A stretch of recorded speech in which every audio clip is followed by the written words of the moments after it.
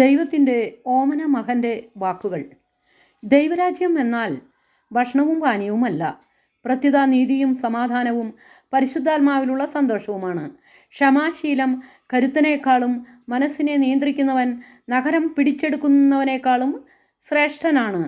പിതാവിനെ ബഹുമാനിക്കുന്നവനെ അവൻ്റെ മക്കൾ സന്തോഷിപ്പിക്കും. ദൈവത്തിൽ ആശ്രയിക്കുന്നവർ വീണ്ടും ശക്തി പ്രാപിക്കും. അവർ കഴുകരെ പോലെ ചിറകടിച്ച് ഉയരും. അവർ ഓടിയാലും ക്ഷീണിക്കുകയില്ല, നടന്നാൽ തളരുകയുമില്ല. ജസയുടെ പുത്രനായ ദാവീദിൽ എൻ്റെ ഹൃദയത്തിൽ ഇണങ്ങിയ ഒരു മനുഷ്യനെ ഞാൻ കണ്ടെത്തിയിരിക്കുന്നു. നീ ജീവനേക്കാൾ അധികമായി എന്നെ സ്നേഹിക്കുന്നുവോ?